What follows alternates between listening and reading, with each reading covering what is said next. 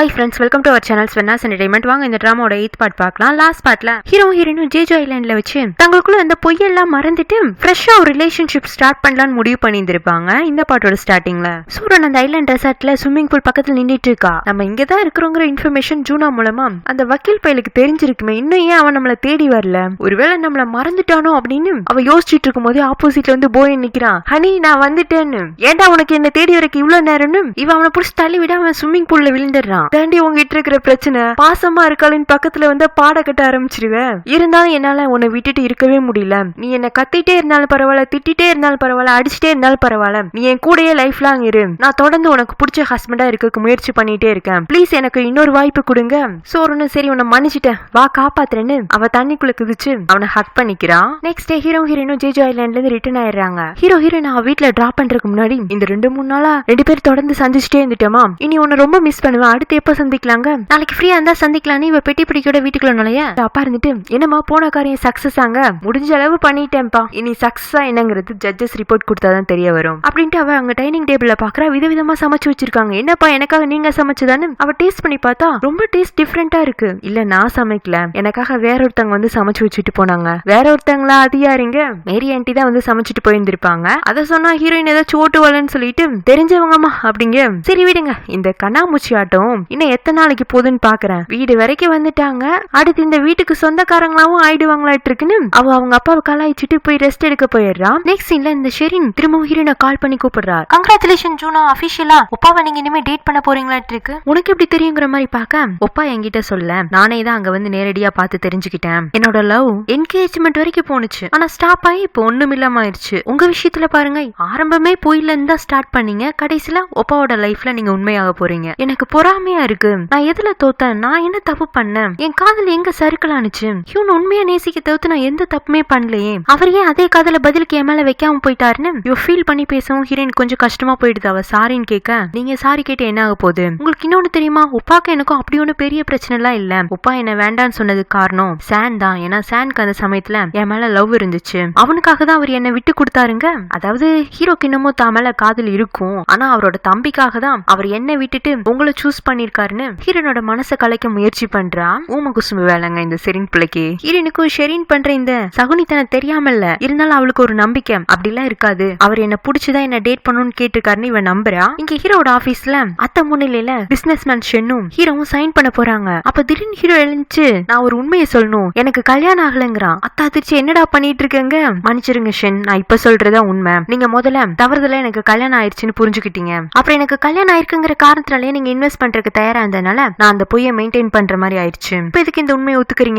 தெரியல, இதுக்கு மேல பொய் சொல்லணுங்கிற அவசியம் இல்ல. நம்ம 2 பேரும் சாதாரண ஒரு ப்ராஜெக்ட் செய்ய போறது இல்ல. இந்த ப்ராஜெக்ட் நம்மளோட ஃபியூச்சரை டிபெண்ட் பண்ணி இருக்கு. அது உண்மையில இருந்து ஆரம்பிக்கணும்னு ஆசைப்படுறேன். சோ உங்களுக்கு இந்த பிசினஸ் ப்ரொபோசல் பிடிச்சிருந்து என் மேல நம்பிக்கை இருந்தா மட்டும் நீங்க இன்வெஸ்ட்மெண்ட் பேப்பர்ல சைன் பண்ணுங்க அப்படிங்கவும் அவர் இருந்துட்டு யோசிக்க ஆரம்பிச்சிட்டாரு. இப்பவே அவரால் உடனடியா முடிவு எடுக்க முடியல. சின்னதா அவருக்கு ஏமாற்றப்பட்டதா ஒரு வருத்தம் இருக்கவும் அமைதியா அங்கிருந்து எழுந்து போயிடுறாரு. அத்தையா ஹீரோவை தனியா கூட்டு போய், யாரு கிட்டடா நீ உண்மையை சொன்ன? காரணம் இல்லாமையா நீ சொன்ன அந்த பொய்க்கு நான் இத்தனை நாளா அமைதி காத்துட்டு இருந்தேன்னு நினைச்சேன். எல்லாம் இந்த இன்வெஸ்ட்மெண்ட்டுக்காக தானே. இப்ப என்னன்னா கோமாளித்தனமா உண்மையை சொல்றேன், உத்தமனாகிற நாடகம் போட்டுட்டு இருக்க. அதுவும் எவ்வளவு பெரிய தருணத்துல இவ்வளவு பெரிய ரிஸ்க் எடுத்திருக்க. இந்த ப்ராஜெக்ட் ஃபெயிலியர் ஆனா ஷேர் ஹோல்டர் மீட்டிங்ல என்ன நடக்கும்னு தெரியும்ல, உன்னை பிரசிடென்ட் போஸ்ட்ல இருந்தே தூக்கிடுவாங்கன்னு அவங்க அவனை திட்ட ஆரம்பிக்க, நீங்க எதுவும் பயப்படாதீங்க, நான் எல்லாத்துக்கும் ரெஸ்பான்சிபிலிட்டி எடுத்துக்கிறதுக்கு தயாரா இருக்கேங்கிறான். ஹீரோயின் ஜேஜோ ஐலாண்ட் ரெப்ரசன்டேட்டிவா போயிருந்திருப்பாள்ல, அதோட ஜட்மெண்ட் ரிசல்ட் ஜேஜோ ஐலாண்டுக்கு பாசிட்டிவா அமைஞ்சிருக்கு. அந்த ஐலாண்டோட கவர்னர் பர்சனலா இவங்க ஆபீஸ் கால் பண்ணி இவங்களை பாராட்டி இருக்காரு. மேனேஜர் சந்தோஷமா வந்து அதை டீம்மேட்ஸ் கிட்டலாம் ஷேர் பண்ணி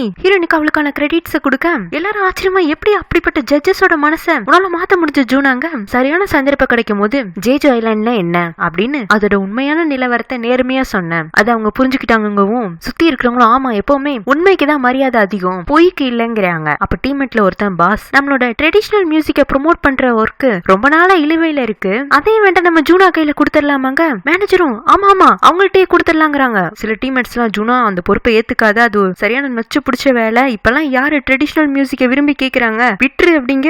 ஆனா மேனேஜர் விடாப்படியா அவ கையிலேயே அந்த ஒர்க்கையும் கொடுத்துட்டு போயிடுறாரு. இவ திரும்ப அதுக்கான பிளான்ஸ் எல்லாம் ஆர்கனைஸ் பண்ணிட்டு அன்னைக்கு ஈவினிங் கிளம்பவும் அவளை பிக்கப் பண்றதுக்காக ஹீரோ வரான். அவ கையில இருக்கிற பிளான பார்த்துட்டு, என்ன இதுங்க, ட்ரெடிஷனல் மியூசிக்கை ப்ரோமோட் பண்றதுக்காக ஒரு ஈவென்ட் நடத்த போறோம், உங்களுக்கு டிக்கெட் வேணுமா? ஐயோ அதை கேக்குறதுக்கு யார் வரா, நான் வரலங்கிறான். அந்த அளவுக்கு அந்த மியூசிக் அருமையா இருக்குமா என்னன்னு தெரியல. சரி நம்ம இப்ப எங்க போறோங்க, சான் தான் நம்மளை இன்வைட் பண்ணிருக்கான்னு இவங்க 2 பேரும் மேரி ஆண்டியோட கேஃப்டீரியாவுக்கு போறாங்க. ஹீரோ யாருன்னு அங்க இருக்கிற மேரி ஆண்டிக்கு தெரியல. அப்புறம் மாஸ்டரும் சானும் தான் அவன் எவ்வளவு பெரிய ஆளு, சானோட அண்ணன் சொல்ல அவங்க வாயடிச்சு போயிடுறாங்க. அதுவும் தன்னோட ஜூனாவோட பாய் ஃப்ரெண்டு தான் இவரானு அவங்கள 2 பேரையும் தாங்கன்னு தாங்கிட்டு இருக்காங்க. ஹீரோவும் ஹீரோயின் கூட கியூட்டா அவங்க 2 பேருக்குள்ள பேசி சிரிச்சு சந்தோஷமா இருக்காங்களா. அதெல்லாம் சான் கொஞ்சம் வெறுப்பா பாத்துட்டு இருக்கான். ஆக்சுவலா சான் கேரக்டருக்குன்னு ஒரு பாசிட்டிவ் சைடு இருந்துச்சு. அது அநியாயமா இந்த டிராமாவோட ரைட்டருக்கு எடுத்து விட்டுட்டாங்க. அவனுக்கும் ஹீரோயினுக்குமான அந்த ஃப்ரெண்ட்ஷிப் பாண்டே கண்டினியூ பண்ணியிருந்தாங்கன்னா நல்லா இருந்திருக்கும். சானுமே இப்ப ஹீரோ ஹீரோயின் எதுக்கு இன்வைட் பண்ணியிருந்திருப்பானா அந்த சமயத்துல ஷெரின் அங்க வர வச்சு அவளுக்கு அந்த இடத்துல இனி இடம் இருக்காதுன்னு புரிய வைக்கணும் தான். ஷெரினும் வந்ததுமே ஹீரோ ஹீரோயினை பார்த்துட்டு அவ அழுதுட்டு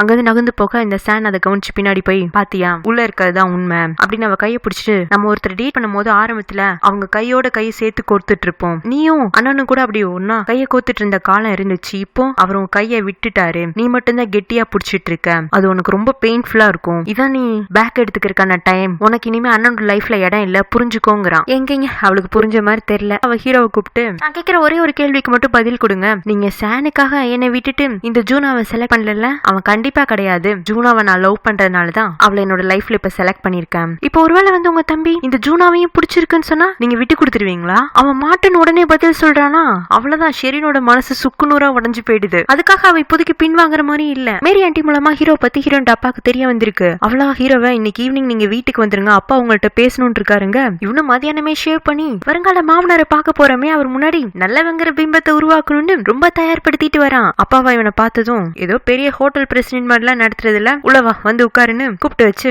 என்னப்பா ட்ரிங்க்ஸ் பண்ணலாமான்னு அவர் கேட்கவுமே ஹீரோயின் பயந்தரா. ஏன்னா அப்பா அடுத்து என்ன டெஸ்ட் அவனுக்கு வைக்க போறாருங்கிறது நல்லாவே தெரியுது. வேண்டாங்கிற மாதிரி அவ தலையாட்ட ஹீரோவா பரவாயில்ல அங்கிள் ஊத்துங்கன்னு அவன் ஒரு கிளாஸ வைக்க அவர் அந்த கிளாஸ் நிறைய ட்ரிங்க்ஸ் ஊத்திட்டு என் பொண்ணு செரி பிளாசம் காணாம போனதுக்கு அழுதுக்கு நீ தானே காரணம்னு அவர் முறைக்க ஆரம்பிக்கவும் இவன் புரியாம என்ன அங்கிள் சொல்றீங்க ஒண்ணு இல்ல குடிப்பாங்கிறாரு. அவன் அந்த ஒரு கிளாஸ் குடிச்சு முடிக்கிறதுக்குன்னா ஹீரோயின் அப்பாவும் ஒரு கிளாஸ் குடிச்சாரு. அப்படி 2 பேரும் அரை பாட்டில தீத்தர்றாங்க. யார் ரொம்ப நேரம் ட்ரிங்க்ஸ் பண்ணதுக்கு அப்புறமாவும் கண்ட்ரோல்டா இருக்காங்கிறத செக் பண்றதுக்காக தான் ஒரு போட்டி மாதிரி நடக்குது. முதல்ல ஒரு சின்ன கிளாஸ்ல ஸ்டார்ட் பண்றாங்க. அப்புறம் பெரிய கிளாஸ், அப்புறம் பவுலு, பிளேட், பாட்டில்னு கணக்கில்லாம அது வாட்டுக்கு போயிட்டே இருக்கு. அப்பா போதும்னு ஹீரோயின் அப்பா கையை பிடிக்க போனா அவரும் கையை தட்டி விட்டுறாரு. இந்த பக்கம் போதும் விட்டுருங்கன்னு இவன் ஹீரோ கிட்ட பேச போனா அவனும் இல்ல நான் விட மாட்டேங்கிறான். அட போங்கடா என்னமோ பண்ணி தொலைங்கன்னு இவ்வளவு நடுவுல உட்காந்துட்டு இருக்க. அப்பாக்கு தான் முதல்ல போதை அதிகமாகுது. அப்படியே அவரு சேர்லயே சாஞ்சி தூங்க அங்கிள் நீங்க தோத்துட்டீங்க நான் தான் ஜெயிச்சிட்டேன்னு ஹீரோ சிரிச்சுட்டே வாய்க்குளறி பேசி அவனுமே சேர்ல சரிஞ்சிடறான். ஹீரோயின் தான் அப்பாவையும் கொண்டு போய் அவர் பெட்ல படுக்க வச்சுட்டு ஹீரோ கொண்டு போய் அவர் பெட்ரூம்ல படுக்க வச்சிடுறா. இவ ஹால்ல படுத்துட்டு அடுத்த நாள் காலையில ஹீரோ பாக்குறதுக்காக அவர் ரூமுக்கு போனா அவன் இன்னமும் நல்லா தூங்கிட்டு இருக்கானா. இவ அவன் பக்கத்துல உட்காந்து அவனை ரசிச்சிட்டு இருக்க. அப்பா அதுக்குள்ள அங்க வந்துடுறாரு. என்னமா இவன் தான் உன்னோட செரி பிளாசம் முடிவு பண்ணிட்டியா? அவ ஆமாப்பான்னு தலையாட்ட என்னமா அப்பா மாதிரி ஒரு ஆள் கிடைச்சாதான் கல்யாணம் பண்ணிக்குவேன். இந்த பையனுக்கு பாரு அப்பா மாதிரி திக் ஐப்ரோஸ் இல்ல என்ன என்னை விட கொஞ்சம் முடி மட்டும் அதிகம். ஆனா முடி சரியில்லையே பையனுக்குங்க. என் ஆளு உங்களை விட ஹைட் பாங்கவும். சரி என்னமோ போமா இந்த பையன் தான் வேணும்னு முடிவு பண்ணிட்டா அப்புறம் நாளைக்கு வந்து அப்பா அவன் இது பண்ணிட்டான் அது பண்ணிட்டான் உங்களை மாதிரி கிடையாதுன்னு என்கிட்ட கம்ப்ளைண்ட் எல்லாம் பண்ணக்கூடாது. அதெல்லாம் பண்ண மாட்டேன்ப்பா அவர் தூங்கட்டும்னு இவ அப்பாவோட கை பிடிச்சி வெளில கூட்டு வந்துடுறா. காலையில பிரேக்ஃபாஸ்ட் அப்பாவும் ஹீரோவும் சேர்ந்து தான் சாப்பிட்டுட்டு இருக்காங்க. அங்கிள் நேத்துக்கு நைட்டு நான் தானே ஜெயிச்சேன். உங்க பொண்ணு கூட நான் டேட் பண்ணலாம்லங்க. என் பொண்ணு கூட டேட் பண்ணிக்கோ ஆனா நைட் நீ ஜெயிக்கல நான் தான் ஜெயிச்சேன். அவ்வளவு ட்ரிங்க்ஸ் பண்ணதுக்கு அப்புறமும் காலையில ஆளா எழுந்தது நான் தாங்கிறாரு. அங்கிள் நீங்க பூங்காட்டாடுறீங்க எல்லாத்தையும் அழிங்க நம்ம முதல்ல இருந்து ட்ரிங்க்ஸ் பண்ணலாங்கிறான். அவரும் சரின்னு தயாராக ஹீரோயின் தான் இடையில புகுந்து இதுக்கு மேல ட்ரிங்க்ஸ் பண்றேன்னு யாராச்சும் வாயை திறந்தீங்க என்ன மனுஷியாவே பார்க்க மாட்டீங்கன்னு கத்தவும் இவங்க 2 பேரும் அப்படியே அடங்கிட்டு சாப்பிட ஆரம்பிச்சிடுறாங்க. ஹீரோயின் ட்ரெடிஷனல் மியூசிக்கை ப்ரோமோட் பண்றதுக்காக ஒரு ஈவென்ட் கண்டக்ட் பண்ண போறா. பாரம்பரிய மியூசிக் எல்லாம் வந்து வாசிக்க போறாங்க. அதை விரும்பி பாக்குறதுக்கு எத்தனை பேரு இப்ப உள்ள பீரியட்ல வர போறாங்கன்னு சர்வே எடுக்க போறதுதான் இந்த ப்ரோக்ராமோட மெயின் கான்செப்டே. அதுக்காக 1000 டிக்கெட்ஸ் அரேஞ்ச் பண்ணி வச்சிருக்காங்க. ஈவென்ட்லாம் பார்க்காம ரெடியா இருக்கு. ஆனா டிக்கெட்ஸ் வாங்குறதுக்கு தான் ஆளே இல்ல. 1000 டிக்கெட்ல இது வரைக்கும் 10 டிக்கெட் தான் சேல்ஸ் ஆயிருக்கு. இப்படி போனுச்சுன்னா எப்படி இந்த மியூசிக்கை ப்ரோமோட் பண்றதுங்கிற மாதிரி ஒரு மாதிரி ஹீரோயின் டென்ஷனா இருக்கு. திடீர்னு ஒரே நாள்ல 500 டிக்கெட் சேல்ஸ் ஆயிடுது. இவ்வளவு என்ன நினைச்சுக்கிறேன் நம்ம ஆன்லைன்ல நியூஸ் பேப்பர்ல இதை பத்தின கண்டென்ட் தொடர்ந்து ப்ரோமோட் பண்ணி கொடுத்துட்டு இருக்கனாலதான் டிக்கெட் சேல்ஸ் ஆனிச்சுன்னு சந்தோஷப்பட்டு இருக்கா. மியூசிக் ப்ரோக்ராம் நடக்கிற அன்னைக்கு இவன் எல்லாமே பக்காவா நடக்கணும் 500 பேர் நம்மள நம்பி வராங்க அவங்க கண்டிப்பா இந்த மியூசிக்கை கொண்டு போய் இன்னும் 5000 பேர்கிட்ட சேர்க்கணும்னு இவ ஆர்வமா ஸ்பீச் கொடுக்கறதுக்காக மேடைக்கு போனா வந்தது 10 பேரு. அதுல நடுவுல ஹீரோ உட்காந்துட்டு இவளுக்காக வேகமா கை தட்டிட்டு இருக்கான். அப்பவே புரிஞ்சு போயிடுது ஹீரோயினுக்கு இவன் பண்ண வேலைதான்னு. அப்புறம் என்ன அந்த மியூசிக் ப்ரோக்ராமும் முடிஞ்சிருது. வந்த 10 பேரும் காத்து வாங்க வந்தவங்க மாதிரி கிளம்பியும் போயிடுறாங்க. ஹீரோயின் ஹீரோ கிட்ட கோமா போய் எனக்கா நீங்க தான் டிக்கெட்ஸ் வாங்குனீங்களா? ஆமா டிக்கெட்ஸ் விக்காம நீ ரொம்ப கஷ்டப்பட்டுட்டு இருந்தேன்னு கேள்விப்பட்டேன். அதான் நம்மளே அந்த டிக்கெட்ஸ் எல்லாம் வாங்கி மத்த எல்லாருக்கும் ஃப்ரீயா கொடுத்தோம்னா எப்படி ஈவென்ட்டுக்கு வருவாங்கன்னு நினைச்சேன். இத்தனைக்கும் இந்த மியூசிக்கை பத்தி எல்லாருக்கும் எடுத்துரைச்சுதான் கையில டிக்கெட் ஃப்ரீயா கொடுத்தா ஆனா யாருமே வராம வராம போவாங்கன்னு எதிர்பார்க்கல. அந்த அளவுக்கு மியூசிக் ரொம்ப போரா இருக்காட்டு இருக்குங்க. ஹியூன், நீங்க இதெல்லாம் எதுக்கு பண்றீங்க? நான் கேட்டேனா இந்த மாதிரி உதவி எனக்கு நீங்க வந்து பண்ணி கொடுங்கன்னு. போன முறை அந்த ஜட்ஜஸ் கன்வின்ஸ் பண்றதுக்கு நீங்க பண்ண உதவி பெரிய உதவிதான். ஆனா இது அப்படி கிடையாதுல்ல. என்னோட உழைப்புக்கு தான் இங்க இன்னைக்கு மக்கள் என்னை தேடி வந்திருக்கணும். நீங்க கொடுத்த ஃப்ரீ டிக்கெட்டை நம்பி கிடையாது. இது என்னோட மத்த டீம்மேட்ஸ்க்கு டிபார்ட்மெண்ட்டுக்கு எல்லாம் தெரிஞ்சு அவங்க எவ்வளவு கேவலமா நினைப்பாங்க. போங்க, இனிமே இந்த மாதிரி அதிக பிரசங்கித்தன வேலை பண்ணாதீங்கன்னு அவன்ட்டு கோச்சிட்டு இந்த ஈவென்ட் ஃபெயிலியர்க்கான ரிப்போர்ட்டையும் டிபார்ட்மெண்ட்ல சப்மிட் பண்ணிட்டு அன்னைக்கு நைட்டு சோகமா வீடு திரும்பிட்டு இருப்பாளா. அப்போ செரி பிளாசம் ட்ரீல லைட்ஸ் எல்லாம் விட்டு விட்டு எரியுது. இவ அந்த செரி பிளாசம்ல உள்ள பெட்டல்ஸ் எல்லாம் உதிர்ந்துருச்சுன்னு அழுதுட்டாங்கிறத அவங்க அப்பா மூலமா தெரிஞ்சிருப்பான்ல. அதுக்காக இவன் முகத்துல திரும்பவும் சிரிப்பு கொண்டு வரணும்னு பெட்டல்ஸ்க்கு பதிலா லைட் எரிய வச்சிருக்கான். சாரி, இப்பதானே டேட் பண்ண ஆரம்பிச்சிருக்கேன். எது உனக்கு பிடிச்ச மாதிரி பண்ணணும், எதை பண்ணா நீ சந்தோஷப்படுவேங்கிறத இன்னும் நான் சரியா தெரிஞ்சுக்கல. அதுல அதிக பிரசங்கத்தனமா தான் அந்த டிக்கெட்ஸ் வாங்கிட்டேன். இனிமே இப்படி பண்ண மாட்டேங்க. அவ்வளவு மேல சாஞ்சிட்டு, ஆக்சுவலா எனக்கு உங்க மேல கோவம் இல்ல, ஒரு சின்ன வருத்தம் தான். மத்தபடி நீங்க எனக்காக எவ்வளவு தூரம் யோசிச்சு அந்த டிக்கெட்ஸ் எல்லாம் வாங்கி எத்தனை பேர்கிட்ட பேசி அதை கொண்டு போய் சேர்த்திருப்பீங்க. அதுல உங்களுக்கு என் மேல உள்ள அன்பை நான் புரிஞ்சுக்கிட்டேங்கிற பிசினஸ் மேன் ஷென்ன இன்வெஸ்ட்மெண்ட்டுக்காக கிரேட் ஹோட்டல் அப்ரோச் பண்ணியிருந்திருக்காங்க. இந்த கிரேட் ஹோட்டல் வேர்ல்டு ஹோட்டலோட காம்படிட்டர். அப்ப நீ பிசினஸ் மேன் ஷென்னோட இன்வெஸ்ட்மெண்ட் நம்பி பிரயோஜனம் இல்லைன்னு ஹீரோ மத்த இன்வெஸ்டர்ஸ்க்கு எல்லாம் ட்ரை பண்ணிட்டு இருக்க. அத்தை சும்மாவே இருக்க மாட்டாங்களாட்டு இருக்கு. அவங்க ஷெரினோட அப்பா அம்மாவை கூப்பிட்டு பேச அவங்களுக்கு தன்னோட மகளோட விருப்பத்தை நிறைவேற்றி வைக்கிறதா இப்போதைக்கு முதல் கடமை. அதுக்காக அத்தை ஐஸ் வைக்கணுங்கிற நோக்கத்துல நீங்க இன்வெஸ்ட்மெண்ட்டுக்காக ரொம்ப முயற்சி பண்ணிட்டு இருக்கதா கேள்விப்பட்டோம். பிசினஸ் மேன் ஷென்ன வேண்டாம், திரும்பவும் நான் உங்க ஹோட்டலுக்குள்ள கொண்டு வரேன் அப்படின்னு அவங்க வாக்குறுதி கொடுக்க, எதை எதிர்பார்த்து ஷெரினோட அப்பா அம்மா தனக்கு உதவி செய்ய வராங்கன்னு அத்தைக்கு நல்லாவே தெரியுது. அதை புரிஞ்சுட்டு ஹீரோ கிட்ட வந்து, இங்க பாருடா, ஷெரினோட ஃபேமிலி கூட நான் ஒரு டின்னர் அரேஞ்ச் பண்ணிருக்கேன், நீ அதுல கண்டிப்பா கலந்துக்கிறங்க. ஏன் திடீர்னு அவங்க ஃபேமிலி சப்போர்ட் இருந்தாதான் இப்போதைக்கு நம்மளுக்கு இன்வெஸ்ட்மெண்ட் கிடைக்கும். அவருக்கு பிசினஸ் மேன் ஷென்ன நல்லாவே தெரிஞ்சிருக்கு. அவரோட துணை இப்ப நம்மளுக்கு தேவைங்க. இப்ப என்னத்த சொல்றீங்க? நான் சரின்னு போய் கல்யாணம் பண்ணிக்கணுங்களா? நீ கல்யாணம் பண்ணு, டிவோர்ஸ் பண்ணு, காதலி என்னமோ பண்ணிட்டு போ. ஆனா பிசினஸ்ல அந்தந்த சமயத்துல சில யுக்திகளை கையாளணும். இப்போதைக்கு சரியோட அப்பா அம்மாவுக்கு பிடிச்ச மாதிரி நடந்துக்கிறது தான் சரியா இருக்கும். ஒழுங்கா டின்னருக்கு வந்துருங்கிறாங்க. அதாவது அத்தை என்ன எதிர்பார்க்கிறாங்கன்னா, இப்போதைக்கு அவங்களுக்கு பிடிச்ச மாதிரி நடந்துட்டு அப்புறமா அவங்களை கை கழுவி விட்டுறணும்னு. அதுக்கு ஹீரோ சரிப்பட்டு வரமாட்டான்னு இருக்கு. அவன் டின்னருக்கும் போறதில்ல. மொத்தமா அத்தை ரீச் பண்ண முடியாத இடத்துல அவனை தனிமைப்படுத்திட்டு இருக்கான். இங்க அதே சமயத்துல ஹீரோனோட ஆபீஸ்ல அவளோட மினிஸ்டர் கூப்பிட்டு, உனக்கு பிரசிடென்ட் பார்க் யாருன்னு தெரியுமாங்க? அவ தெரியலையே சாருங்க. நீ புருஷன் சொல்லி ஹியூன் அடையாளம் காட்டினல, அவரோட வருங்கால மாமனார் ஷெரினோட அப்பாவாட்டு இருக்கு. இவ சார்னு பயப்பட ஆரம்பிக்க, அப்ப உனக்கும் ஹியூனுக்கும் கல்யாணம் ஆனதா அன்னைக்கு நீ சொன்னது போய். அவ ஆமா சாருன்னு ஒத்துக்க, இங்க பாருங்க ஜூனா, நீங்க ரீசெண்டா நம்ம டிபார்ட்மெண்ட்டுக்காக நிறைய ஒர்க்கை சக்சஸ்ஃபுல்லா பண்ணி கொடுத்துருக்கீங்க. எனக்கு உங்க மேல நல்ல மரியாதை இருக்கு. ஆனா கல்யாணம் ஆயிடுச்சுன்னு போய் சொல்லி எல்லாரையும் ஏமாத்துறது ரொம்ப தப்பான விஷயம். இதுவே கடைசி முறையா இருக்கணும். இன்னொரு முறை இந்த மாதிரி ஒரு கம்ப்ளைண்ட் உங்க சம்பந்தமா வந்துச்சுன்னா நடவடிக்கைகள் வேற மாதிரி இருக்கும்னு மிரட்டுறாரு. அதுல ஹீரோயின் கொஞ்சம் பயமாயிடுறா. இதுல பத்தாதுக்கு இந்த பார்க் அவரோட மருமகன் தான் ஹீரோ. ஏன் இந்த மாதிரி ஒரு டாக் வந்துட்டு இருக்கு? அப்ப ஹியூன் இன்னும் அவரோட பாஸ்ட்ல இருந்து மொத்தமா வெளியில வரலையா? சரி, நான் கல்யாணம் பண்ணிக்க போற தாட்டை மனசுல வச்சுட்டு தான் என்ன டேட் பண்ணிட்டு இருக்காருன்னு இவளுக்கு கஷ்டமா போயிடுது. அதனால அவனுக்கு உடனே கால் பண்றா, நான் உங்கள்ட்ட பேசணுங்க.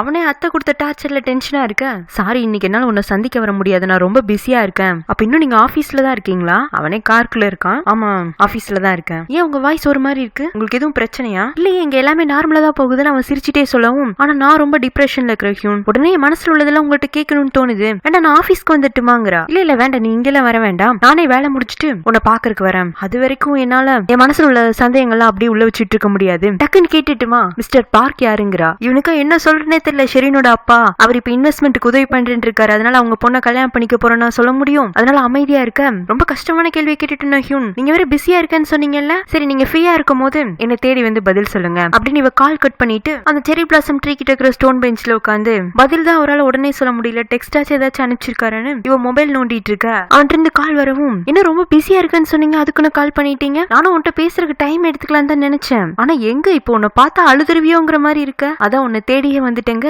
இவ்வளவு சைட்ல திரும்பி பாக்குறா. அவன் போன் பேசிட்டே சிரிச்சுட்டே அவன் முன்னாடி வந்து நிக்கும். இவ ஓடி போய் ஹக் பண்ணிக்கிறா. மிஸ்டர் பார்க் யாருன்னு தெரிஞ்சுட்டு தானே என்கிட்ட கேள்வி கேட்டேன். இல்ல பதில நான் என் வாயாலேயே சொல்லணுமா? அவர் ஷெரினோட அப்பா. அப்ப நீங்க இன்வெஸ்ட்மெண்ட்டுக்காக ஷெரினை கல்யாணம் பண்ணிக்க போறீங்களாங்க?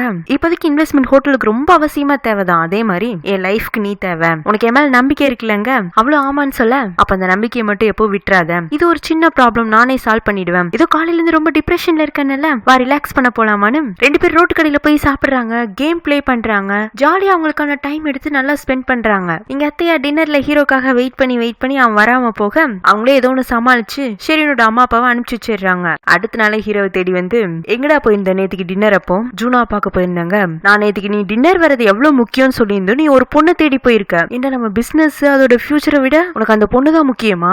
என்ன யோசிச்சு நீ இதெல்லாம் பண்ணிட்டு இருக்கேன்னு எனக்கு புரியலங்க அத்தை. ஆனா நீங்க என்ன பண்ணிட்டு இருக்கீங்கன்னு எனக்கு நல்லா புரியுது. அதுக்கு என்னால உடன்பட முடியாது. நான் வேற இன்வெஸ்ட்மெண்ட்டுக்கு ஏற்பாடு பண்றேன், இல்லைன்னா சென்னையை கன்வின்ஸ் பண்றதுக்கும் ட்ரை பண்றேன். எனக்கு கொஞ்சம் டைம் மட்டும் தாங்கங்கிறான். அப்புறம் இந்த ஷென் எங்க இருக்காருன்னு தெரிஞ்சுட்டு அவரை பாக்குறதுக்காக போயிட்டு இருக்கான். ஷென் அவரோட ஃப்ரெண்ட்ஸ் கூட கார்ட்ஸ் பிளே பண்ணிட்டு இருப்பாரு. கூட ஷெரினோட அப்பாவும் இருக்காரு. ஷெனுக்கு ஆல்ரெடி ஏதோ விஷயம் தெரிஞ்சிருக்க மாட்டிருக்கு. அவர் வந்துட்டு மிஸ்டர் பார்க், உங்க பொண்ணு தான் வேர்ல்ட் ஹோட்டல் ஹியூனுக்கு கல்யாணம் பண்ணி கொடுக்க போறீங்களாங்க? முன்னவே அவங்களுக்கு என்கேஜ்மெண்ட் ஆக வேண்டியது ஒரு சின்ன ப்ராப்ளம்னால ஸ்டாப் பண்ணி வச்சிருந்தோம். இப்ப திரும்பவும் அந்த சம்பந்தத்தை ஏற்படுத்தலாம் நினைக்கிறோம். ஆனா ஹியூன் தான் பிடி கொடுத்து பேச மாட்டேங்கிறாரு. அதுக்கு காரணம் டூரிசம் ஆபீசர் ஜூனா தானங்க. உங்களுக்கு தெரியுமா அப்படின்னு பார்க் அதிர்ச்சியாகவும், நல்லாவே தெரியுமே, மிஸ்டர் ஹியூனும் ஜூனாவும் நல்ல பேர் அப்படி நம்பிதான் நான் ஏமாந்து போயிட்டேன் அப்படின்னு அவர் சிரிச்சுட்டே சொல்லவும், ஷெரினோட அப்பா இருந்துட்டு நீங்க இன்வெஸ்ட்மெண்ட் பண்றதுக்காக தான் கொரியால ஸ்டே பண்ணிருக்கீங்க. வேர்ல்டு ஹோட்டல்ல உங்க ஆப்ஷன்ல இருந்து எடுத்ததுனால கிரேட் ஹோட்டல்ல உங்களோட இன்வெஸ்ட்மெண்ட் இருக்க போதாங்க. அது தெரியல, ஆனா வேர்ல்டு ஹோட்டல்ல இப்போதைக்கு எனக்கு இன்வெஸ்ட்மெண்ட் பண்ற மாதிரி ஐடியா இல்லங்கிறாரு. பேசிட்டு இருக்கும்போதே ஷெரினோட அப்பா பிளேல தோத்துறாரா. எனக்கு வேற ஒரு அப்பாயின்மெண்ட் இருக்குன்னு அவர் எழுந்து போயிறாரு. அவர் போனதுக்கு அப்புறமா தான் ஹீரோ அங்க வரான். முதல்ல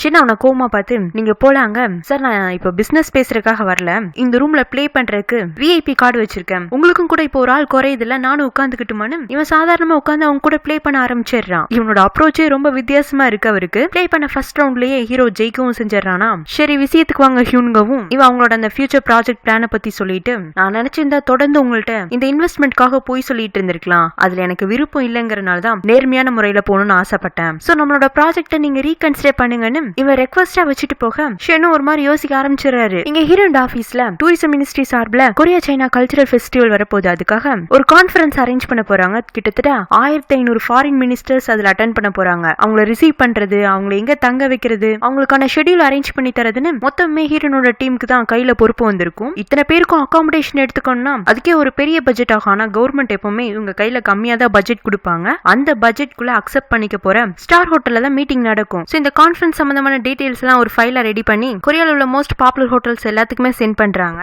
கம்மி பட்ஜெட்ல பெரிய ஈவென்ட், அதுவும் கவர்மெண்ட் ஈவென்ட் நடத்தினா லாபம் கிடைக்காது. சோ எல்லாருமே யோசிக்க டைம் எடுத்துட்டு இருக்கும் போது வேர்ல்ட் ஹோட்டல்ல இருந்தா இவங்களுக்கு ஃபர்ஸ்ட் அப்ரூவல் கிடைக்குது. இந்த கான்ஃபரன்ஸ் அங்க நடக்க போறனால லாபம் கிடைக்கலனாலும் ஹோட்டலுக்கு ஒரு ப்ரொமோஷன் கிடைக்கும். வேர்ல்ட் ஹோட்டல்ல தான் இந்த மாதிரி ஒரு பெரிய டூரிசம் கான்ஃபரன்ஸ் நடக்க போது, அங்க மினிஸ்டர்ஸ் வர போறாங்கிறது ஒரு 1 மந்த்துக்காச்சும் இந்த டாக் இருக்கும்ல. சோ அது ஹோட்டலோட மார்க்கெட் வேல்யூ இன்க்ரீஸ் பண்ணும். அந்த நோக்கத்துல தான் ஹீரோ சைட்ல இருந்து அப்ரூவல் கொடுத்துருப்பாங்க. ஹீரோயினும் அதை ஃபேவரிசமா எடுத்துக்கிறது இல்ல. சரி நல்ல ஆப்ஷன் தானே அவளும் உடனே ஓகே சொல்லி டீம் கூட பிளான் பண்ண ஆரம்பிச்சிடுறா. இவங்க டீம்லயே ஒருத்தன் குண்டா ஒருத்தர் இருப்பான். அவன் வந்துட்டு சந்தேகத்தோட தனியா அழிஞ்சு போய் மேனேஜர் கிட்ட, சார் வேர்ல்டு ஹோட்டலுக்கும் சமீப காலமா நம்ம டிபார்ட்மெண்ட்ல நடக்கிற ஈவென்ட்டுக்கும் நெருங்கின தொடர்பு இருக்கிற மாதிரி இருக்கு. நம்மளோட ரீசெண்ட் ஈவென்ட்ஸ்லாம் அந்த ஹோட்டலோட பிரான்ச்சஸ்லயே நடத்தப்பட்டிருக்கு. ட்ரெடிஷனல் மியூசிக் ப்ரோமோட் பண்றதுக்காக நடந்த கச்சேரியில கூட ஒரே ஆள் 500 டிக்கெட் வாங்கியிருக்காங்க. இப்ப கூட பாருங்க இவ்வளவு பெரிய கல்ச்சரல் ஃபெஸ்டிவல் நடக்க போது, அதுக்கு உடனே வேர்ல்டு ஹோட்டல் சப்போர்ட் பண்றதா சொல்லவும் ஜூனா மேடமும் பெர்மிஷன் கொடுத்துட்டாங்க. எனக்கு என்னமோ இவங்க இன்டைரக்டா அந்த ஹோட்டலுக்காக வேலை செய்யற மாதிரி இருக்குன்னு அவன் பொருளிய கலப்ப மேனேஜருக்கு என்ன சொல்ல வரான்னு புரியுது. ஆனா ஆபீசர் ஜூனா அந்த மாதிரி பண்ற ஆளா கிடையாது. அவங்க எங்கெங்க எந்தெந்த ஈவென்ட் நடத்த போறாங்கிறத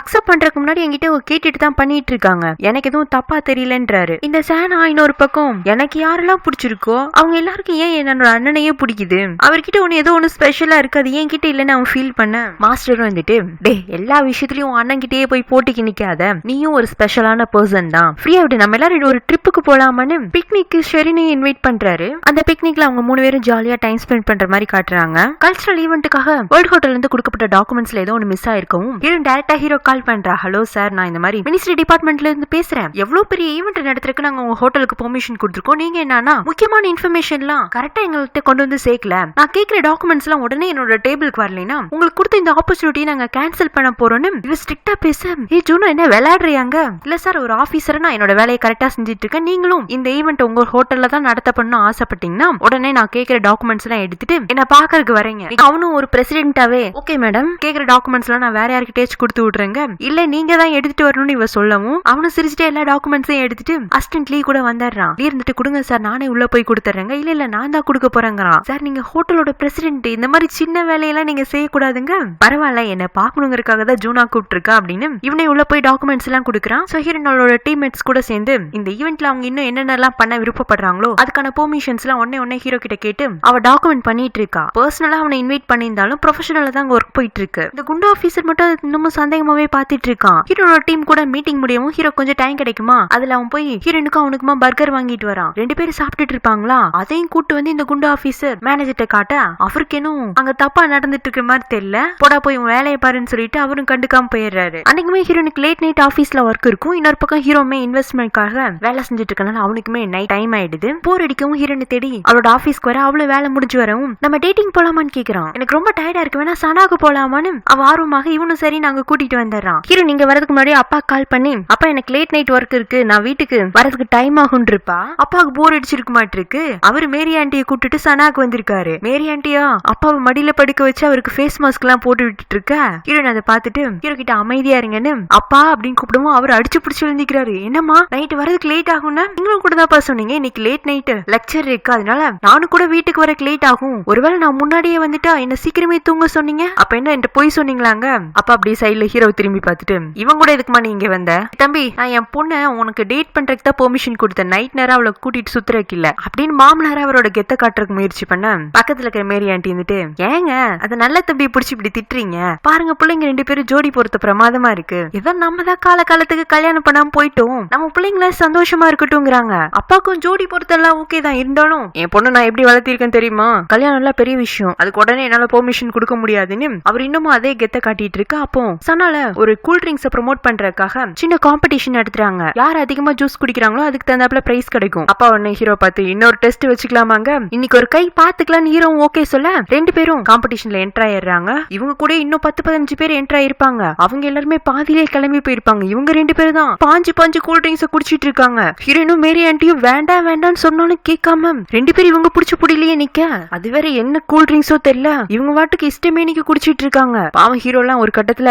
வாமிட் வரவும் அவன் பாதியிலேயே அங்க இருந்து ஓடி போயிடறான். இருந்தாலும் அவனுக்கு தான் செகண்ட் பிரைஸா ஒரு டெடி பேர் பொம்மை கொடுக்குறாங்க. அப்பா தான் ஜெயிக்கிறாரு. அவருக்கு பிரைஸா மைக்ரோ ஓவன் கிடைக்கவும் ஆன்டிக்கு டபுள் சந்தோஷம், தன்னோட ஆள் தான் ஜெயிச்சிருக்காரு, கூடவே மைக்ரோ ஓவன் கிடைச்சிருக்குன்னு. நெக்ஸ்ட் டே ஷென் ஹீரோவை பார்க்கணும்னு கூப்பிடுறாரு. மிஸ்டர் ஹியூன் உங்களோட பிசினஸ் ப்ரொபோசல் எனக்கு பிடிச்சிருந்தது, நீங்க ஆரம்பத்துல என்கிட்ட போய் சொல்லியிருந்தாலும் அது தப்புன்னு பின்னாடி வந்து என்கிட்ட மன்னிப்பு கேட்டீங்கல்ல, அந்த மன்னிப்பையும் கூட நான் அக்செப்ட் பண்ணிக்கிறேன். பட் எவ்வளவு யோசிச்சாலும் என்னால முறை உங்கள்ட்ட ஏமாந்ததை மறக்க முடியல, அதனால என்னால இந்த ப்ராஜெக்ட்ல உங்க கூட இன்வெஸ்ட்மெண்ட்ல சைன் பண்ண முடியாது, வேணா ஃபியூச்சர்ல ஏதாச்சும் கொலாபரேஷன் பண்ணிக்கலான்னு அவர் எழுந்து போயிடுறாரு. இதான் சந்தர்ப்பம்னு ஷெரீனோட அப்பாவும் ஹீரோவை சந்திக்க வராரு. இப்ப கூட ஒண்ணு இல்ல, நான் உனக்கு உதவி பண்றதுக்கு தயாரா இருக்கேன், என் பொண்ணை கல்யாணம் பண்ணிக்கோங்க.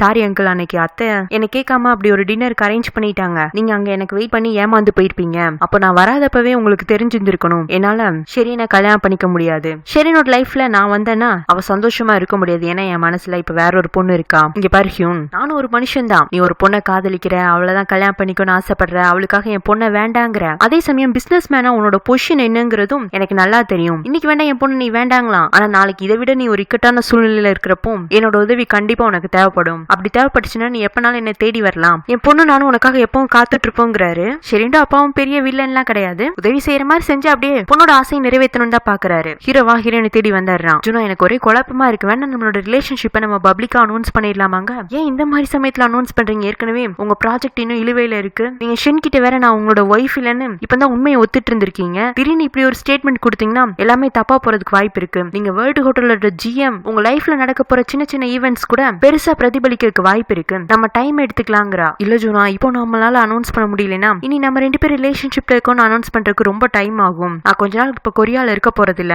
இன்வெஸ்ட்மெண்ட்காக டீலர்ஸ பாக்குறதுக்காக ஃபாரின் போறேன், சரி போயிட்டு வாங்க, உங்க வேலையில உள்ள பிரச்சனை எல்லாம் எப்ப முடியுதோ அப்ப நம்ம ரிலேஷன்ஷிப்ல இருக்கறத அனௌன்ஸ் பண்ணிக்கலாம் அப்படின்ட்டு அவன் ஃபாரின் போறதுக்கு முன்னாடி ஹீரோன் ஒரு முறை தன்னோட லக்கி பெண்ணை அவனோட வீட்டுல விட்டுட்டு போனதா போய் சொல்லி இருந்திருப்பா. கடைசியில அவனே அவனோட பெண்ணை கொண்டு வந்து கொடுத்திருப்பான்ல, அதை அவன் கையில கொடுத்து இந்த பெண்ல இருந்தா நமக்குள்ள ஒரு பாசிட்டிவான ரிலேஷன்ஷிப் ஸ்டார்ட் ஆனிச்சு, அது இன்னமும் கண்டினியூ ஆயிட்டே இருக்கட்டும், நீங்க ஃபாரின்ல ஏதாச்சும் டீலரை கண்டுபிடிச்சதும் அவர் கூட சைன் பண்ணும்போது இந்த பேனாவே யூஸ் பண்ணிக்கோங்கன்னு அவனுக்கு ஆல் தி பெஸ்ட் சொல்லி வழி அனுப்பிச்சு வைக்கிறா. ஹீரோ ஃபாரின் போய் அடுத்த நாள்லயே நியூஸ் பேப்பர், சோசியல் வெப்சைட்லாம் ஒரு விஷயம் வைரலா போயிட்டு இருக்கு. வேர்ல்டு ஹோட்டல் GM மிகப்பெரிய பிசினஸ்மேன் மிஸ்டர் ஹியூன் இன்வெஸ்ட்மெண்ட்டுக்காக தனக்கு கல்யாணமானதா பொய் சொல்லியிருக்காரு, சைனீஸ் மார்க்கெட்டை தான் பக்கம் திருப்பணுங்கிறதுக்காக இப்படி ஒரு பொய்ய சொல்லியிருக்காரு, அவர் ஒரு நம்பிக்கை இல்லாத ஆள்னு அவனை பத்தின தப்பான விஷயங்கள்லாம் வந்திருக்கு. இந்த நியூஸ பார்த்து ஹீரோயின் ஒரு பக்கம் அதிர்ச்சியா இருக்க, ஷெரீன்மே இந்த நியூஸ பார்த்ததும் அப்பா தான் இந்த வேலையை பண்ணிருப்பாரோன்னு அவங்க அம்மா கிட்ட கேட்க, இல்ல உங்க அப்பா இந்த மாதிரி எல்லாம் பண்ற ஆள் கிடையாது, அவர் எது பண்ணாலும் நேர்மையா தான் பண்ணுவாருங்கிறாங்க. வேற யார் பண்ணிருப்பாங்கன்னு பார்த்தா உன்ன ஹீரோ கிட்ட வேலை செஞ்சவங்க, அவங்க ஏதோ தப்பு பண்ணிருப்பாங்கன்னு அவனை வேலையை விட்டு தூக்கி இருந்திருப்பாங்க,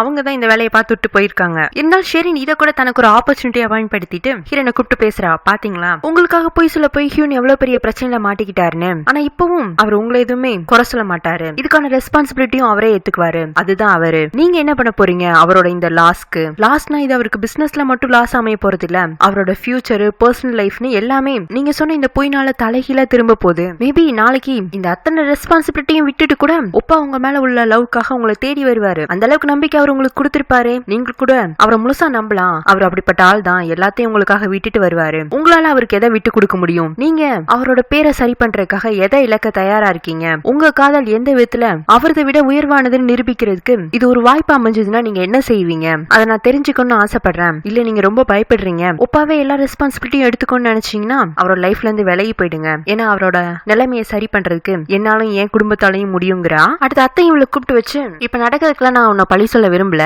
ஏன்னா தப்பு நடந்ததுக்கு நீ மட்டும் காரணம் இல்ல, என் பையன் தான் காரணம். எங்க பிசினஸோட ஃபியூச்சரே இப்ப கேள்விக்குறியா அமைஞ்சிருக்கு. அதை சரிப்படுத்துறதுக்கு இன்னும் நாளாகலாம். ஆனா எனக்கு சரிப்படுத்தலாம் நம்பிக்கை இருக்கு. அதுக்கு எனக்கு ஒன்னே ஒண்ணுதான் தேவை. நான் வளர்த்த ஹியூன் என் பக்கத்துல இருக்கணும். அவன் கூட இருந்தானா அவன் அவனா இருக்க மாட்டான். நீ அவனை விட்டுட்டு போயிடுமா. இதுதான் நான் உங்ககிட்ட ரெக்வெஸ்டா கேட்கிற ஒரே ஒரு விஷயங்கிறாங்க. ஏன்னா ஹீரோயின் கூட இருந்தானா ஹீரோ எமோஷனலா முடிவெடுப்பான். திரும்ப திரும்ப அவன் பிரச்சனைகளை தான் சந்திக்க நேரிடுன்னு அத்தை நினைக்கிறாங்க. இந்த ஷெரீனா, நீங்க ஹியூனை உண்மையிலேயே லவ் பண்றீங்கன்னா அவர் இவ்வளவு இழக்கும் போது நீங்க எதை இழக்கிறதுக்கு தயாரா இருக்கீங்கன்னு கேட்டிருப்பாள்ல. சோ ஹீரோனும் நல்லா யோசிச்சு பாக்குறா. எல்லாமே அவ ஆரம்பிச்சு வச்ச பொய்னால தானே ஸ்டார்ட் ஆனிச்சு. இப்ப அதை ஒத்துக்கலான்னு முடிவு பண்ணிட்டா. அவ ஒத்துக்கிட்டானாவே ஹீரோட பேரு சரியாயிடும்ல. அதனால டைரக்டா வேர்ல்டு ஹோட்டலுக்கு போறா. அங்க ஆல்ரெடி ரிப்போர்ட்டர்ஸ் எல்லாம் சூழ்ந்து நிப்பாங்க. மிமி என்ன பண்ண போறீங்க ஜூனா அப்படின்னு கேக்குறதுக்குன்னா இவ அவளை அவாய்ட் பண்ணிட்டு முன்னாடி போய் மிஸ்டர் ஹியூன் மேல இருக்கிற குற்றச்சாட்டுக்கும் அவருக்கும் எந்த சம்பந்தமும் இல்ல. நான் தான் அவரை கல்யாணம் பண்ணிக்கிட்டதா போய் சொன்னேன். என் ஃப்ரெண்ட்ஸுக்கு முன்னாடி நான் ஒரு பெரிய ஆளை கல்யாணம் பண்ணிக்கிட்டேன்னு காட்டிக்கிறதுக்காக நான் சாதாரணமா சொன்ன ஒரு பொய்ய முதல்ல அவர் என்ன கூப்பிட்டு கண்டிச்சாரு. ஆனா நான் தான் திரும்ப திரும்ப அந்த பொய்ய உண்மைன்னு காட்டிக்கிறதுக்காக அவரை விடாம ஃபாலோ பண்ணி டார்ச்சர் பண்ணேன். அந்த மாதிரி சமயத்துலதான் மிஸ்டர் ஷென் இன்வெஸ்ட்மெண்ட்காக அவரோட ஹோட்டலுக்கு வராருன்னு தெரிஞ்சுட்டு அவருக்கு முன்னாடி நான் போய் அவரோட மனைவியை என்ன அறிமுகப்படுத்திக்கிட்டேன். நான் பண்ண அந்த சூழ்ச்சியில தான் ஹியூன் என்னோட கனவுனா இதனால் வரைக்கும் நடிக்கிற மாதிரி ஆயிடுச்சு. அவரை இப்படி ஒரு இக்கட்டான சூழ்நிலையில தள்ளினது நான் தான் அப்படின்னு மீடியாவோட மொத்த கவனத்தையும் தன்னோட பக்கம் திருப்பிக்கிறா. சோ ஹீரோவை பழி சொல்லிட்டு இருந்தவங்க இப்போ ஹீரோனை குறை சொல்ல ஆரம்பிச்சிடுறாங்க. அவ்வளவு பெரிய ஹோட்டலோட பிரசிடென்ட்ட ஷெட்யூஸ் பண்றதுக்காக தான் இவ இந்த மாதிரி பொய் சொல்லி அவளை விடாம டார்ச்சர் பண்ணிருக்கா. பாவம் அதனாலதான் அவரு அவளோட பொய்க்கு உடன்பட்டு இருக்காரு.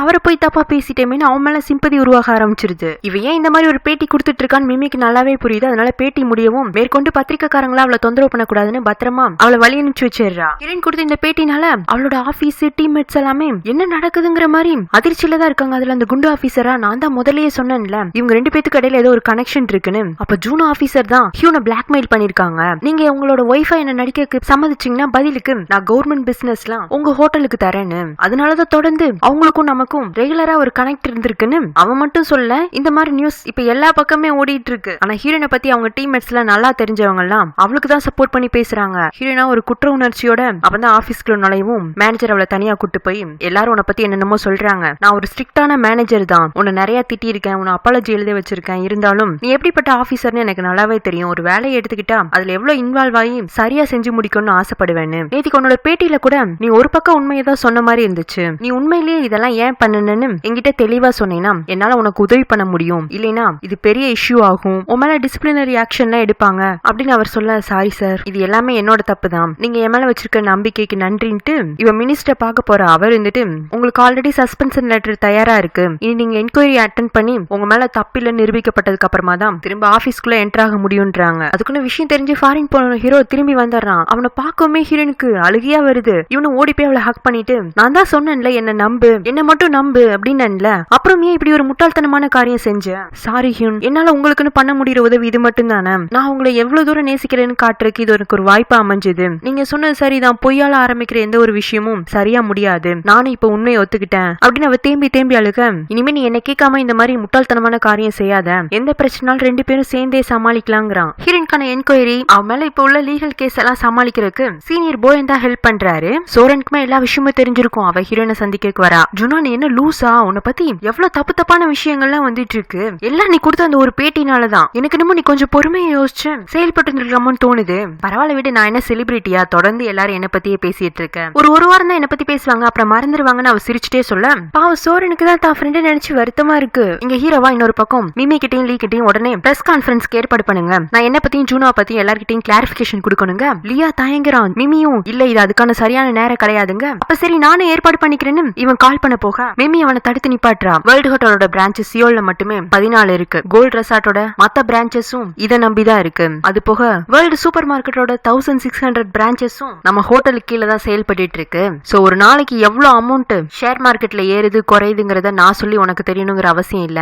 இப்போ உன்னை பத்தி வர இந்த பர்சனல் நியூஸ்னால ஷேர் மார்க்கெட்ல பெருசா நம்மளோட வேல்யூ அடிபட்டு போய் கிடக்கு. நீ பிரசிடென்ட்ங்கிற ஒரு தனி நபர் கிடையாது. உன்னை நம்பி 50,000 ஒர்க்கர்ஸ் இருக்காங்க. நீ சின்னதா ஒரு தப்பா மூவ் பண்ணினா கூட அது எத்தனையோ பேரோட தனிநபர் வாழ்க்கையை பாதிக்கும். அப்ப இப்ப என்ன சொல்ல விரும்பி, எனக்குன்னு பர்சனல் லைஃப் இருக்கவே கூடாது, பர்சனல் ஃபீலிங்ஸும் இருக்க கூடாதுங்கறியா? நான் அப்படி சொல்லல. ஆனா இதெல்லாம் ஒரு செக்ரட்டரியா உனக்கு ஞாபகப்படுத்துறது என்னோட கடமை. நான் சொல்லிட்டேன், இனி உன்னோட விருப்பம்ட்டா போயிடுறா. இங்க வீட்லயா ஹீரோனுக்கும் அப்பாவுக்கும் பேச்சுவார்த்தையே இல்ல. அப்பாவும் நியூஸ் பேப்பர் டிவி எல்லாம் என்னென்ன வருதுன்னு பாத்துட்டு தானே இருக்காரு. சரி பொண்ணே வந்து ஏதாச்சும் பேசணும்னு அவர் அமைதியா இருக்க, அவ்வளவு அப்பா ஏதாச்சும் திட்டுவாருன்னு வெயிட் பண்ணிட்டு இருக்க. ரெண்டு பக்கமும் அமைதி நிலவிட்டே இருக்க, இவளே வர அப்பா நான் எதுவும் தப்பா பண்ணிட்டேன்னு ஃபீல் பண்றீங்களாங்க? இல்லம்மா, நீ லவ் பண்ற ஒரு நபருக்காக நீ எல்லாத்தையும் இழக்கிறதுக்கு தயாரா இருக்கும் போது அந்த நபர் உனக்கு எவ்வளவு முக்கியம், அவர் எப்படிப்பட்ட அன்பை உனக்கு கொடுத்திருக்காருங்கிறத அப்பாவால புரிஞ்சுக்க முடியுது. சோ அப்பா நீ என்ன முடிவு எடுத்தாலும் உன் பக்கத்துல தான் இருப்பேன்னு அவளுக்கு தான் சப்போர்ட்டிவா இருக்காரு. சேடும் கூட விஷயம் தெரிஞ்சு ஹீரோயின் கிட்ட பேசலான்னு வரான். அவ கூட ஜாலியா தான் பேசிட்டு இருக்கான். ஹீரோனும் அவங்க கூட சிரிச்சு பேசிட்டு இருக்கும் போதே, நீங்க எதுவும் கஷ்டப்படல, கொஞ்சம் வேலைக்கு போக முடியலன்னு கஷ்டமா தான் இருக்கு, பரவாயில்ல லீவ் டேஸா இதை நினைச்சுக்கலான்னு அவ சாதாரணமா சொல்ல, எங்க அண்ணன் எப்பவுமே இப்படிதான், அவர் கூட இருக்கிறவங்களை எல்லாம் ரொம்ப நேசிச்சு அவங்கள தனக்காக என்ன வேண்டாலும் பண்ணணுங்கிற சிச்சுவேஷன்ல தள்ளி விட்டுருவாரு. உங்களுக்கே தெரிஞ்சிருக்கும், முன்ன நான் ஷெரீனை லவ் பண்ணிட்டு இருந்தேன், ஆனா எனக்கு அவங்கள பிடிச்சிருக்குன்னு சொன்ன டப்புன்னு விட்டு கொடுத்துட்டு போயிட்டாரு. இப்ப பாருங்க, கால ஃபுல்லா நான் என்னோட அண்ணனுக்கு நன்றி கடன் பட்டவனா இருக்கிறேன். அதே மாதிரி அந்த ஷெரீனுக்கு என்ன நம்பிக்கை கொடுத்தாருன்னு தெரியல, அந்த பிள்ளை இன்னமும் அவர் தான் லவ் பண்ணிட்டு இருக்கு. இப்போ உங்களுக்கு என்ன லவ் என்னத்தை காட்டினாருன்னு தெரியல, நீங்களுமே அவருக்காக எல்லாத்தையும் இழக்கிறதுக்கு தயாரா இருக்கீங்க. அப்படி அவர்கிட்ட என்ன ஸ்பெஷலா இருக்குன்னு நீங்க நினைக்கிறீங்க? அவ தெரியலையேன்னு சொல்லிட்டு இருக்கும் போதே ஹீரோ கிட்ட இருந்து கால் வருது. உங்க அண்ணா தான் கால் பண்றாரு அப்படின்னு சொல்லிட்டு இவ பேச ஆரம்பிக்கவும், ஜூனோ நான் உன்னை பார்க்க வரலான்னு இருக்கேன், நீ ஃப்ரீ தானங்க? என்ன மறந்துட்டீங்களா, நான் தான் இப்ப வேலைக்கு போறதே இல்ல, சஸ்பென்ஷன்ல இருக்கேன், சோ ரொம்ப ஃப்ரீ, நீங்க எப்ப வேண்டாலும் என்ன பார்க்க வரலாங்க. அவனும் அவன் முன்னாடி வந்து நின்றான். போலாமான்னு கேட்க இவ்வளவு அமைதியா கார்ல ஏறி உட்கார்ந்துடுறா. ரெண்டு பேரும் பேசிக்கிறதே இல்ல, கார்ல வந்துட்டே இருக்காங்க. அப்புறம் இவனை கார் ஸ்டாப் பண்ணிட்டு இறங்கலாமான்னு அவளை இறங்க வச்சு ஒரு ரோட்ல கையை பிடிச்சிட்டு நின்னுட்டு இருக்கான். ஹியூன் கையை விடுறீங்களா, ரொம்ப நேரம் கையை பிடிச்சிட்டே இருக்கீங்க, எனக்கு வலிக்குதுங்க. கையை பிடிச்சிருக்கங்கனால வலிக்குதா, இல்ல நம்ம ரெண்டு பேரும் எல்லாரும் ஒரு மாதிரி பாத்துட்டு போறாங்கனால மனசு வலிக்குதாங்க? ரெண்டுமே தாங்க. அப்ப இன்னும் கொஞ்ச நேரம் இல்ல, நிறைய பேர் நம்மள பாக்கட்டும், நீ ஒன்னும் என்ன செடியூஸ் பண்றதுக்கு தேடி வரல, நான் தான் வலுக்கட்டாயமா உன்னை கையை பிடிச்சிருக்கேன்னு எல்லாருக்கும் தெரியணுங்கிறான். உங்களுக்கு என்ன லூசா, நான் இப்பதானே ஒரு இன்டர்வியூ கொடுத்து எல்லாத்தையும் சரி பண்ண, இப்ப பழையபடி என்ன பண்ணலான்னு ட்ரை பண்றீங்க? எல்லாத்தையும் சரி பண்ணலான்னு முடிவு பண்ணிட்டேன்னு திடீர்னு இவன் எல்லாத்தையும் கத்தி கூப்பிட்டு வச்சு, நாங்க ஆரம்பத்துல கல்யாணமானதா போய் சொன்னோம், ஆனா இப்ப நான் ஜூனாவை ரொம்பவுமே லவ் பண்றேன், நான் அவளை லவ் பண்றேங்கிற உண்மையை உங்கள்ட்ட எல்லாம் சொல்ற அளவுக்கு எனக்கு தைரியம் இருக்குன்னா அந்த அளவுக்கு நான் அவளை லவ் பண்றேன் அப்படின்னு ஐ லவ் யூ ஜூனான்னு இவன் கத்தி கத்தி ஹீரோயினை ப்ரப்போஸ் பண்ண எல்லாரும் கூடி நின்று அவங்களுக்காக சந்தோஷப்படுறாங்க. வீடியோலாம் எடுத்து சோசியல் மீடியால ஷேர் பண்ணிட்டே இருக்காங்க. ஒரே நாள பாப்புலர் கப்பல் ஆயிட்டு இருக்காங்க. இதெல்லாம் ஷெரீனோட பார்வையில படவும் அவங்க ரெண்டு பேரும் தான் உண்மையிலேயே லவ் பண்றாங்க. இனி விலகிக்கிறது தான் நல்லதுன்னு முடிவுக்கு வந்துடுறா. இதோட இந்த பார்ட் முடியுது. அடுத்த பார்ட் தான் ஃபைனல் பார்ட். அதோட உங்களை சீக்கிரமே சந்திக்கிறேன். Tata bye bye, take care friends.